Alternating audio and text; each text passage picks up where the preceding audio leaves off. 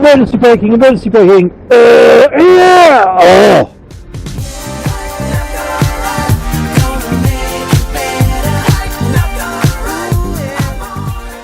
I mean, it handles incredibly well. I mean, it has no right to handle so well and get around corners in the way it does. It's just amazing.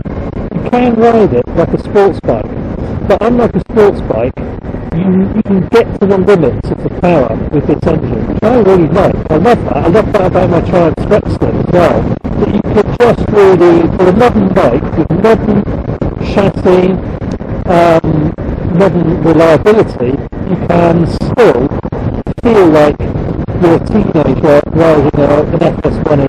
You know, you can really work it hard, make the chassis work, make the engine work. Frankly, on big sports bikes, you just can't do that on public roads anyway. You have to get on track. So yeah, that's great.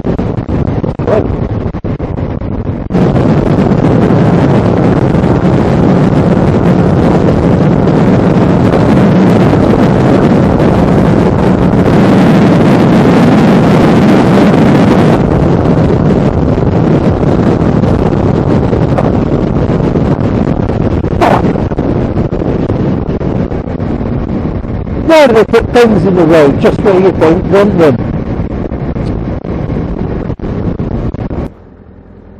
Oh, I have my fucking indicator on. You know what? See these gloves? Look, see that there?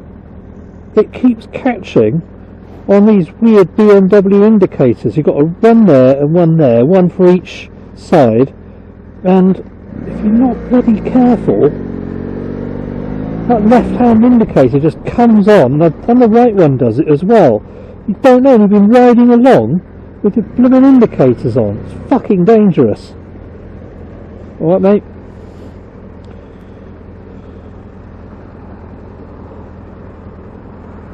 There's one of the little foibles of this bike, plus, as you just saw back there, the brakes are not the greatest. I've just had the brake fluid changed, literally like last week.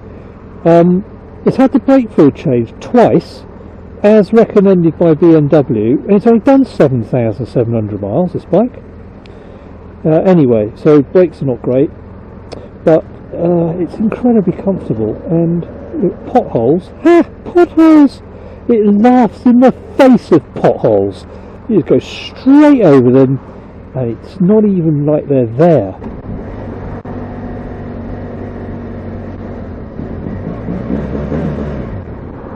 I should take the baffle out of this. I've got an Akrapovic can on this bike, and I had the baffle out for a good year or so. I have to keep putting it back in for the bloody MOT. Oh, that's right, I had the baffle out for the first 3 years I owned it, because, you know, no MOTs.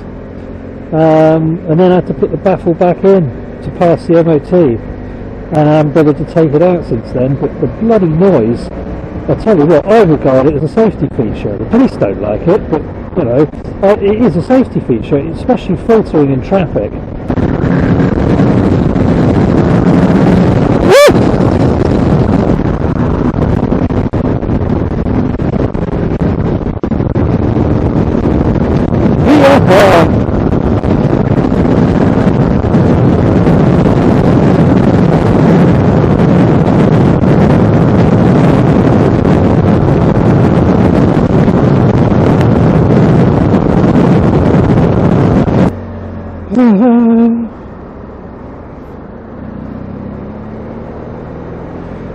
Welcome to Brighton.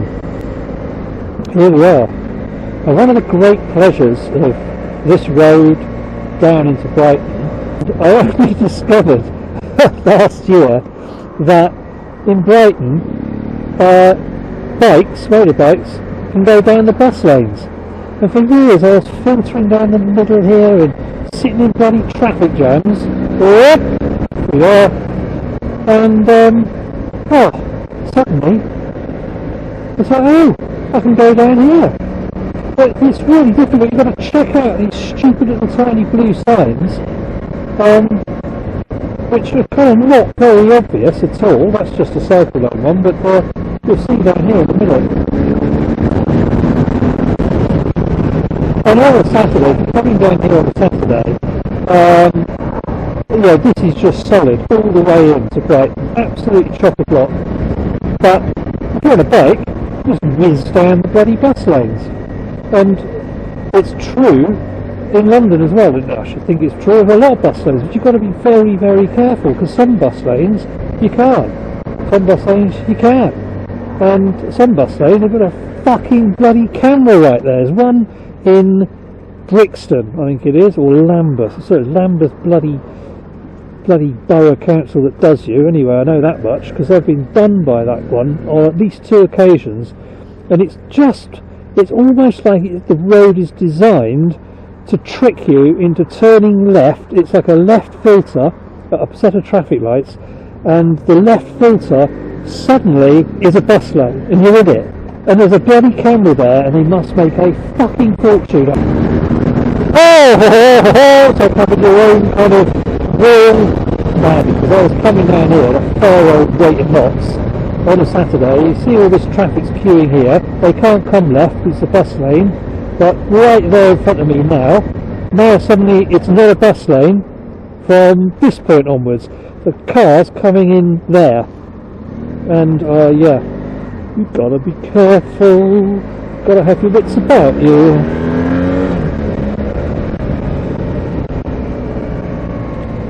Petrol's so cheap. Look, diesel cheaper than bloody unleaded now. What's going on in the world?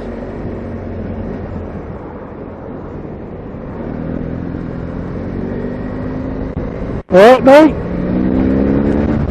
We're not going to get to talk to any bikers today. Doesn't look like that anyway. Never mind. We will. We certainly will. That's my mission. That's my mission.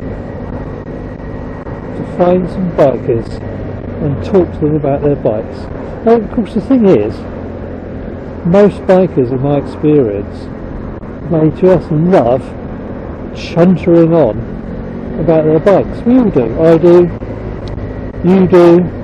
If you're asked, people love talking about themselves, of course. And yeah. Pretty entertaining. We might entertain ourselves with a few dull ones now and again. I'm not out to take the piss out of people, but yeah, you make your own mind up. You might have a bit of fun now and again. After you, madam.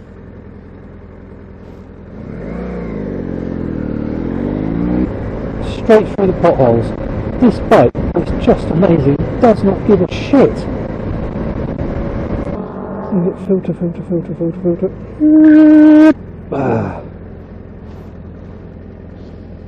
Brighton.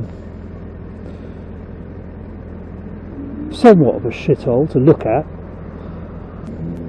Oh look, there's a VFR. VFR! Look, bikers! Stop! Talk to me!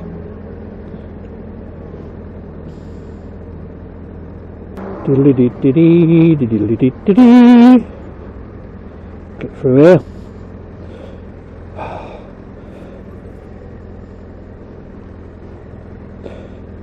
Good to filter this bike as well. Without the panniers on, it's really thin and it's really tall.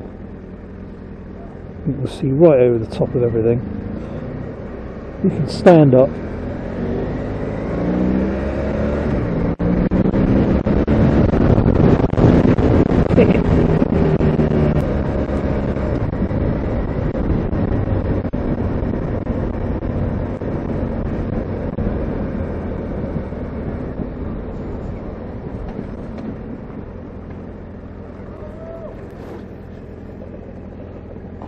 Oh, grow up.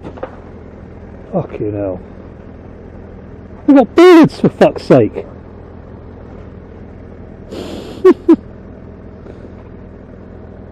Fucking hell, look, the bloody indicators come on again. He just parked his bike there permanently. Do you reckon I can get it in there? Oh, we'll have to give it a try, won't we? We'll have to fucking try. Yep, just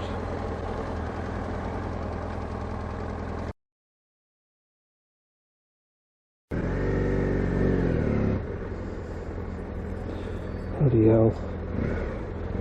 Pay attention, 007. Thank you.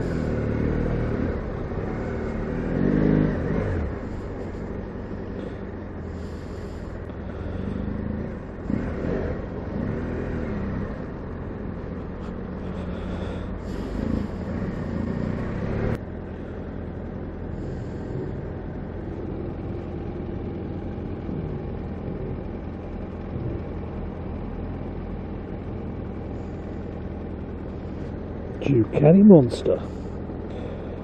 You see, right there. Now if I was there instead of here, I could have a little chat to him, see what he thinks about is that a Ducati Monster? Something like that, I think it is.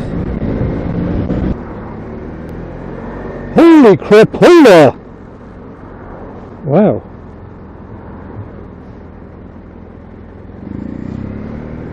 Don't do it! Right? Right there, buddy. Oh, fuck. What the fuck is going on? It's because you just get so used to you can just trickle with this bike because of the way it's geared for off-road use. In first gear and in second gear you can just literally trickle with the clutch almost completely out, just on the biting point, and it's a bit like an automatic car where you can just kind of creep forward in traffic, and in bottom gear it'll just creep, but incredibly slowly.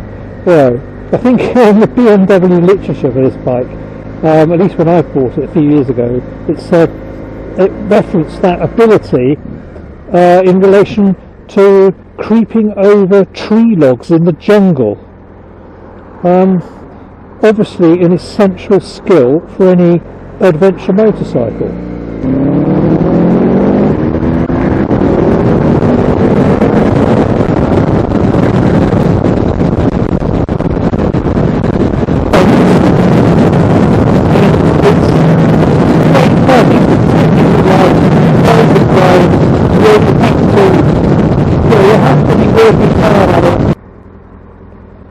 How many times have you had somebody, when you're filtering past them in traffic at like 0 miles an hour, like this guy or this lady smoking, wind down her window and flick a fucking lighted cigarette end right up your full facial holder, bounce off the underside of your neck?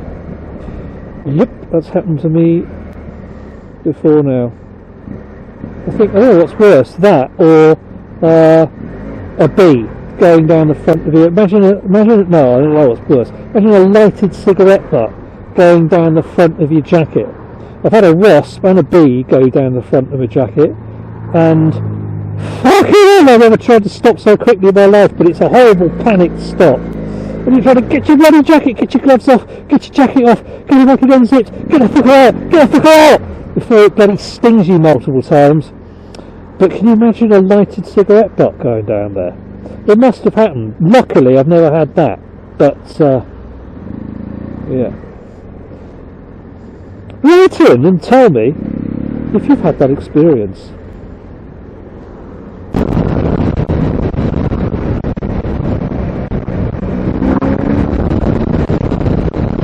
Thank you! Coming through! Thank you! Excuse me! Well, that's 3 in a row that just got out of my way. That's pretty good, isn't it? That's a fucking horse box! Of course it is! Oh, cheers mate, yeah, fucking wreck your fucking windscreen right with me, and now speak a fucking fiery liquid! Did you do that on fucking purpose, you fucker? Did you see that? Why do people do that? I just went for this biker right behind me, and then I washed my windscreen all over him. I just fucking pissed all over him.